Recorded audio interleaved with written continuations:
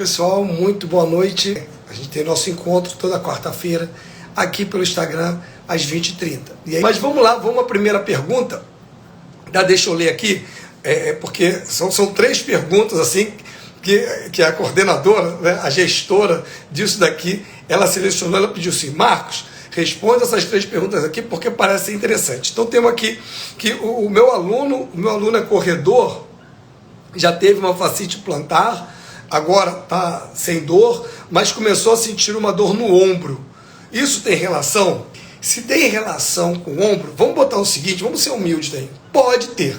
Aí a gente vai construir agora o raciocínio. Vamos fazer o passo a passo. Olha só. Vamos construir o raciocínio neuromotor aqui primeiro. Fascite, né? Vamos escolher, que ele não disse aqui qual era a perna, né? Qual era o pé da fascite. Vamos chutar aqui. Perna direita.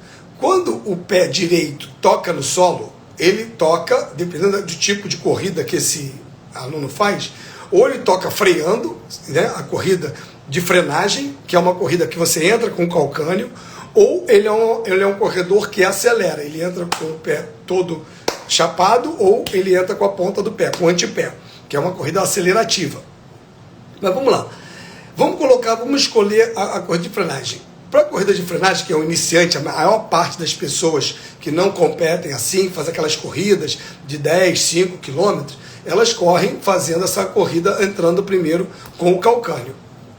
Quando entra primeiro com o calcânio, com perna direita, quando você está com a perna direita à frente, o teu ombro esquerdo ele tem que vir para frente, você tem que fazer uma rotação, não é? Aquele efeito Serap.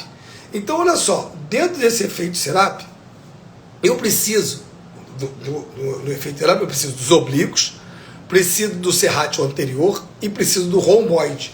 Porque isso daqui que a gente faz, né? Perna direita à frente, o ombro vai rodar. Você vai fazer isso daqui. Isso daqui que a gente faz é o chamado efeito Serap. Se ele muitas vezes bate muito forte com esse calcânio, ou seja, ele trava muito essa corrida, ele não está com uma corrida tão fluida, ele vai ter que criar um movimento rotacional para compensar essa deficiência. Só que quando ele cria esse movimento rotacional, se ele não tiver uma saúde ótima, né, e um bom desempenho em relação aos oblíquos, isso aí vai começar a limitar um pouco o processo rotacional. E aí, claro, ele entra com a direita, logo depois ele entra com a esquerda, porque é contínuo. E aí pode gerar essa falha de oblíquo. Nesse momento, eu estou falando do momento de força, tá? De torque. Nesse momento, vai começar a existir uma disfunção em relação a essa trinca. Oblíquos, serrátil anterior e romboide. Lembrando que o serrátil anterior e o romboide, eles são antagonistas. Só que se o serrátil anterior faz força 1 e o romboide faz força 1 em sentido contrário, o objeto no centro é a escápula, está estável, porque um para lá, para a direita, um para a esquerda, né, puxa com a mesma intensidade de força, mantém a estabilidade da escápula. Uma boa estabilidade da escápula confere uma boa estabilidade glenumeral. Agora, vamos no contrário. Aí, agora já vai entrar o processo de correlação, o raciocínio neuromotor. Está estável se houver uma boa coordenação intermuscular, intermúsculos, oblíquos, serrátil anterior e romboide. Se porventura houver uma falha, tanto no oblíquo, tanto no serrátil, quanto no romboide, a escápula vai ficar instável. A escápula ficando instável, a glenumeral também tende a ficar instável. Agora, olha que incrível. Agora, até aqui vocês já tiraram de letra, vocês sabem tudo. Agora, olha só, bom aluno, vem aqui comigo, vamos criar o raciocínio. A gente falou de instabilidade escapular. Aí, claro que a gente falou de serrátil anterior e romboide. Agora, olha só, a atividade, olha o corredor, vou te responder agora. A atividade não é cíclica. Um corredor faz atividade cíclica, aeróbica, né? Se você faz uma atividade cíclica, o movimento é estereotipado e repetido por muitas vezes. Agora, olha só, se você está numa atividade cíclica aeróbica, com certeza os mecanismos respiratórios tendem a você elevar a frequência mais rápido, né? no esforço, você vai levando a frequência, vai tendo essa resposta cronotrópica e você fica dependente do sistema respiratório. Aí você vai falar assim, Marcos, você não falou de estabilidade das cápsulas, você está mudando de assunto? Não, eu estou criando uma história para você entender que os oblíquos não fazem parte dos músculos expiratórios. Se ele está tendo uma deficiência na expiração, na coordenação, quando o oblíquo contrai, ele facilita a expiração. Numa atividade cíclica, não se torna fundamental a expiração para você jogar o besouro para fora, jogar o CO2 para fora? O que acontece quando a gente começa a entrar em limiares anaeróbios ou entrar mesmo no início da atividade? A gente não tem o aumento da frequência cardíaca? Ah, Marcos, eu já sei de cor. Sim, mas a gente também tem o aumento da frequência respiratória. Agora que é o raciocínio neuromotor. Logo, a articulação escápulo-torácica, que é uma articulação funcional, ela só aparece no movimento, ela se torna dependente dessa escápula, né? A articulação escápulo-torácica, perdão, essa escápula humeral, você tem o quê? Você tem que estar estável. E a articulação escápulo-torácica fica dependente desse sistema respiratório, porque a articulação escápulo-torácica é funcional. E ela vai pedir ajuda a quem? Claro que é o diafragma. Opa, o diafragma não faz, né? Ele não proporciona o movimento de alça de balde e braço de bomba. Bingo! Mas isso daqui, na inspiração, diafragma, alça de balde, braço de bomba. Na expiração, o oblíquo, que está em falha, porque você não está dissociando tão bem e está falhando justamente no sistema, no efeito Serap. Olha a loucura. Aquela corrida, sim, aquela corrida do teu corredor pode ter interferência, sim, na articulação do ombro. E você vai ter que olhar para onde? Você vai ter que olhar romboide, serrátil anterior, oblíquos, na articulação escápulo-torácica, tá ok? Principalmente quando você pede para fazer o trabalho muscular inspiratório, o famoso TMI. Então você tem que observar essa concepção inspiratória, tá? Porque você já viu que está dando o efeito Serap, não está tão ótimo. Então quando você viu assim, você não estava pensando muito na escápula torácica, só que você tem que pensar na escápula torácica. E aí, olha o salto. Muitas vezes, aquele corredor que tem dor no ombro, ele está fazendo também trigger point aqui embaixo. Ó. Que altura? Ah, não é próximo ao romboide. É próximo ao romboide também, mas pode ser no romboide e pode ser de uma maneira mais profunda. Ele fala assim, pô, professor, pô, fisioterapeuta, aqui, ó, nesse pontinho aqui, ó, cara, se apertar, eu vou na lua. Pô, eu acho que é no meu romboide. Ele, como atleta, ele fala que acha que é no romboide. Você fala assim, pode ser, mas também pode ser no seu serrátil posterior superior. E você está formando um trigger point na musculatura profunda. Opa, raciocínio neuromotor. E agora, Marcos Vinícius? Olha para a musculatura profunda. Começa a trabalhar também com a estabilidade da cabeça, porque muitas vezes ele, como corredor, faz aquela corrida assim, ó. E aí o longo do pescoço fica mal, ele não fica com uma contração ideal. E o longo do pescoço traciona as primeiras costelas para cima e para trás. Ou seja, ele não facilita a inspiração. Ou seja, você vai ter que fazer mais força com esse diafragma. E tendo um oblíquo fraco, né? Vamos botar assim, um oblíquo não tão ativo, porque você observou que o efeito Serap está disfuncional, opa, não tem como não correlacionar. E aí, aquela fascite pode ter sido o aviso, olha que coisa incrível, pode ter sido o aviso dessa disfunção lá no ombro. A disfunção do ombro pode ter acontecido primeiro, só que estava não álgico, você estava sem algia, estava assintomático, mas ele estava dando sinal, ele deu sinal lá embaixo, e aí você formou uma fascite. Aonde a gente vai trabalhar? Aí a gente dá um salto, você já fez o teu raciocínio neuromotor, agora você pula e vai para os exercícios. Como é que você vai analisar esse exercício? Através do raciocínio neuromotor, o que você fez? Você observou que tem que trabalhar com a musculatura profunda. Você observou que tem que visualizar a articulação escápulo-torácica. Você observou como é que vai estar, né? Se você vai empregar antirrotacional ou não, através do efeito Serap. Isso você já observou. Aí você vai criar um exercício. Ou usar um exercício que você já conheça. E aí, um exercício que você já conhece, você pode usar a máquina, mas você tem que usar o exercício correto através do teu raciocínio. Não adianta dar qualquer coisa. O que acontece muitas vezes quando a gente usa uma palavrinha de outro idioma? Quer ver? Eu vou dar um exemplo. Trabalho core. Gente, trabalhar o core fica muito vago. Fica assim, trabalho core. Mas quem faz parte do core? Quem é o core da escápula? Quem é o core do tronco? Quem é o core do quadril? Você tem que saber, tem nomezinho. Os músculos vêm com nome. Você tem que saber, porque é completamente diferente você trabalhar, por exemplo, um transverso, que faz parte do core, quando você trabalha um oblíquo, que também faz parte do core. Quando você trabalha um multífido, que também faz parte do core. O que você tem que estar trabalhando? Estou trabalhando o core. Então você joga assim para o universo. Aí não adianta.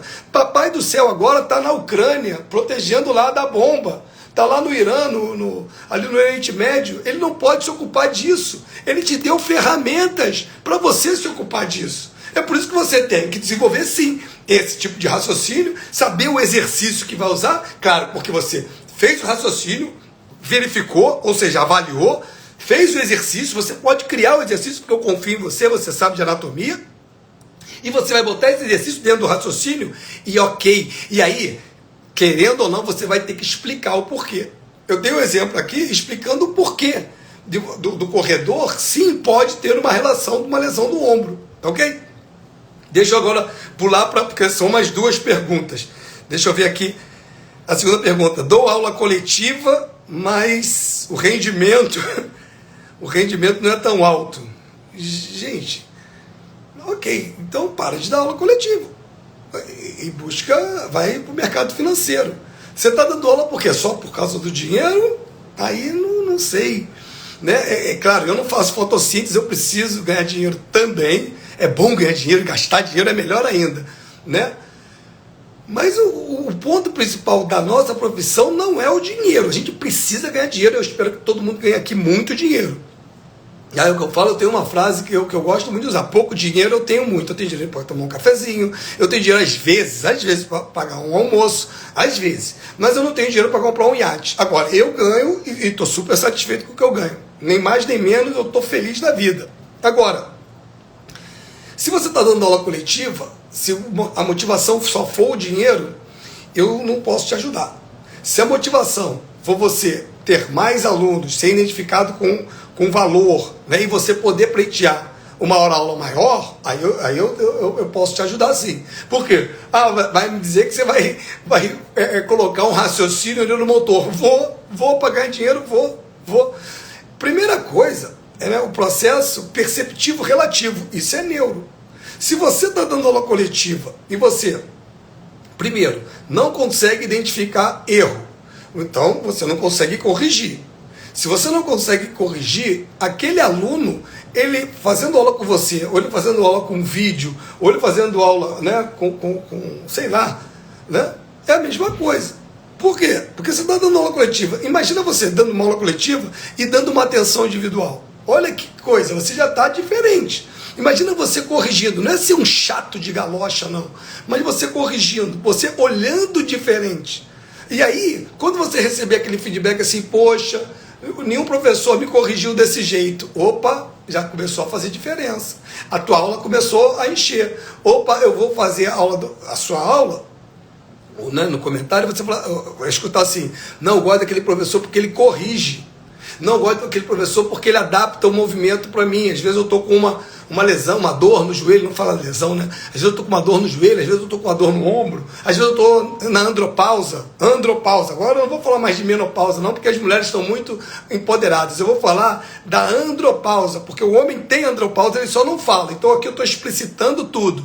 Estou na andropausa, estou com aquele calor, pô, sabe como é que é, professor? Fico suando, né? homem, né, cheio de pelo, Tony Ramos, suando, que está na andropausa, mais de 40, mais de 45, suando, os homens, né, agora também, que fazem reposição hormonal, aí começa a fazer atividade, fica suando, aí aquela moça do lado fica com medo de espirrar um suor. Então, ele corrige, ele adapta, ele pergunta, ele quer saber, né, como é que estão os meus exames. Você não dá aula coletiva? Ué, você tem que saber do teu aluno, cara. Você tem que saber, não tem como, você tem que saber do teu aluno. Mas por que análise de sangue, você não é nem clínico? Gente, sabe por quê? Porque a gente não vê as pessoas, às vezes, com uma sudorese muito intensa. Às vezes a gente não vê as pessoas se coçando, ou então começa a suar e fica vermelho. Aquela vermelhidão pode ser alergia a iodo, essa coceira pode ser aumento da ureia, essa sudorese intensa pode já estar apresentando processo de desidratação. Aí, lá na frente, traz um exame e aparece assim, desidratação dos discos intervertebrais. Aí a pessoa fala assim, eu tenho que beber mais água? Não, você tinha que ter bebido mais água, agora já desidratou. Mas quando você pergunta, quer saber, né, como é que você está, hidratou bem, você se alimentou bem, olha o pé, olha o ângulo de fique, aí a pessoa, ângulo de fique, aí você explica, né? Olha o posicionamento da cabeça, vem cá, vai ficar respirando com a boca aberta o tempo todo, ficar como respirador bucal? Olha o movimento da tua cabeça, para de olhar para o chão que não tem mais dinheiro, olha, vai agachar, quer ver uma coisa que acontece muito, aula coletiva, agachamento, aí o professor fala assim, coloca o peso do calcanhar, aí a pessoa levanta o antepé, aí perdeu o contato, diminuiu a base de suporte. Você não, olha só, sim, você tem que sentir o peso no calcâneo, mas o teu hálux e os teus dedos não podem sair do solo. Aí, mas ninguém nunca me falou isso. Gente, não é para agachar com o pé paralelo, que senão você perde o ângulo de fique. Você vai, a articulação do joelho não é congruente. Isso você pode até ser malvado, dar bronca, ficar com aquela cara sério, mas as pessoas vão amar. Sabe por quê? Porque todo mundo quer atenção. Todo mundo. Então é uma coisa em que você está dando dentro da tua profissão. Você está dando atenção, você está corrigindo, você está acolhendo. E aí eu te garanto, o dono da academia, o empresário, ele quer você lá dentro, cara. E ele vai te pagar mais, porque você traz aluno, você faz coesão social com a tua aula. Ele vai, e aí, é sopa no mel. Você não precisa se preocupar. Você não precisa se preocupar se você realmente for um profissional ótimo. Olha o raciocínio neuromotor. Porque se você não consegue ver, como é que você vai corrigir? Se você não consegue interagir, como é que você vai corrigir? E para interação, olha só, tem um professor da Universidade de Geneve, Eduardo Gentar, tá? E ele tem um curso maravilhoso, e ele explica, né, sobre empatia, você aprender a ser empático. Eu ensino o quê? Eu ensino você a visualizar isso. Até o aspecto da neuro, porque eu gosto muito de neuro. E aí, até para eu não esquecer, dia 27, 29 e 30, vou estar aqui. A gente vai fazer um curso online, totalmente gratuito, para a gente melhorar esse raciocínio neuromotor, para você ter condições de visualizar o raciocínio neuromotor, colocar em exercício e mudar o teu comportamento. Mas vamos lá, depois eu dou mais spoiler sobre o curso. Mas, professor, foca na qualidade do teu trabalho, tá? Para você aumentar o teu valor. O dinheiro vem naturalmente. O cara lá em cima olha para você e fala assim, pô, esse cara está se esforçando, esse cara está estudando, pô, esse cara está acolhendo realmente as pessoas. Não é por aí, tá ok? Vou para outra pergunta, não sei se eu te ajudei. Vou para outra pergunta aqui, que está aqui. Eita, né? Meu aluno tem uma dor lombar, mas agora surgiu uma dor entre as escápulas. Ok, entre as escápulas já não é lombar, né? É torácica, mas, mega. Poxa, acabei de falar agora, né, da análise clínica, e aí, né, é importante, né, você saber entre que escápulas, porque se essa dor for entre a escápula direita e a coluna, né, bem nesse ponto do meio aí, isso aí está relacionado, esse tipo de dor, à vesícula. E aí você vai ter que perguntar, né, se essa pessoa, como é que essa pessoa já fez alguns exames, se ela já foi no clínico, se ela já comentou, se essa pessoa tem muito refluxo, porque daí pode estar relacionado, essa dor daí, a vesícula, a parte clínica.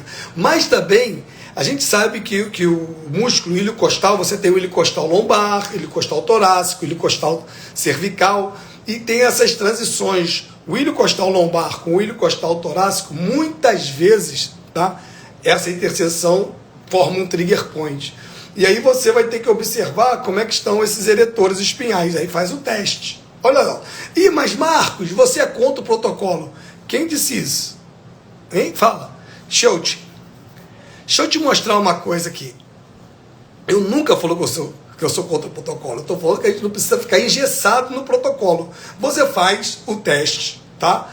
Para olhar esses eretores espinhais e avalia dentro do protocolo e fora do protocolo também. Como? Muitas vezes, quando você aplica um determinado protocolo, é claro que ele foi feito numa população que não foi a sua. O teu aluno é único. Então você vai observar outras questões, você vai observar aquela análise do protocolar e você vai sempre observar as adjacências. Se você está falando entre a escápula e a coluna, você tem que olhar para cima e vai bater na cervical. Vai olhar para baixo e vai bater na lombar, que você já está cuidando. Então, onde você está cuidando da lombar, tá? Tem que continuar. Só que tem um aspecto novo aí. É um aspecto lá em cima, na cervical.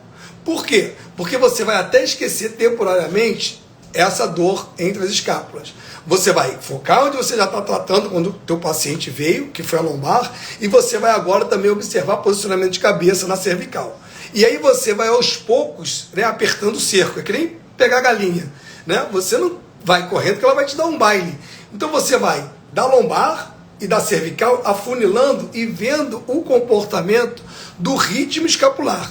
Claro que você já perguntou se ele tem algum problema clínico em relação a refluxo, em relação à vesícula, porque tem correlação nessa área. Ah, e se tiver? Opa, se tiver, tem a parte clínica do médico que vai entrar. Maravilhoso. Agora, olha que incrível porque você precisa desse raciocínio aqui. Eu estou batendo na tecla raciocínio no motor porque as pessoas falam assim, raciocínio clínico, e aí atrela muito a parte de medicina. Quando a gente fala raciocínio neuromotor, a gente fala, fica atrelado, né, na verdade, ao movimento, que é a nossa ferramenta. Então, olha só, você vai fazer um relatório sugerindo um exame. Porque, olha só, não é incomum as pessoas terem refluxo. Só que o refluxo tem a parte clínica e tem a parte nossa de movimento. De novo, você vai cair no danado do diafragma. Agora, olha só, deixa eu te mostrar uma coisa aqui. Olha que incrível.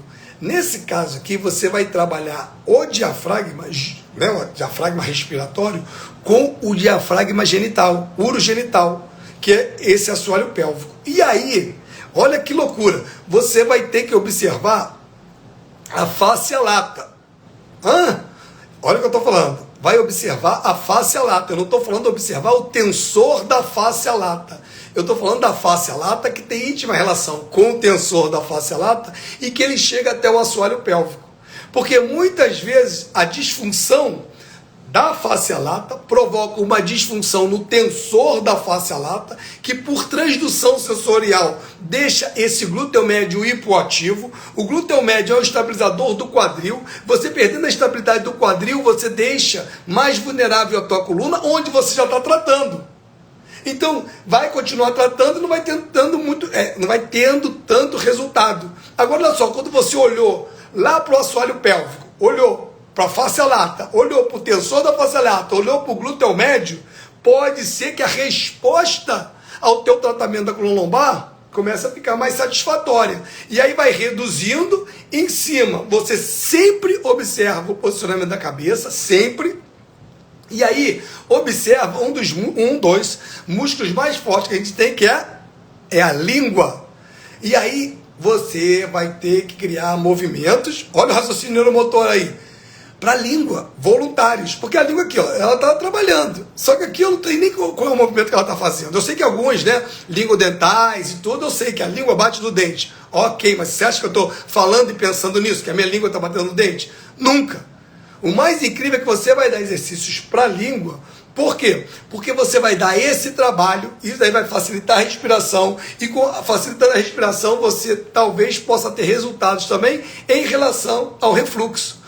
Olha que coisa maravilhosa. Aí você fez um relatório e passou para o clínico, né, para o médico clínico. Cara, o médico é gente boa. O médico falou assim, caramba, esse mamífero aqui sabe o que fala. Gostei dele. Sabe o que vai acontecer? Os meus pacientes eu quero que passe por ele. Ou vai fazer aula com ele ou vai passar por uma avaliação com esse cara aqui, porque o cara é bom. Aí, bingo, papai.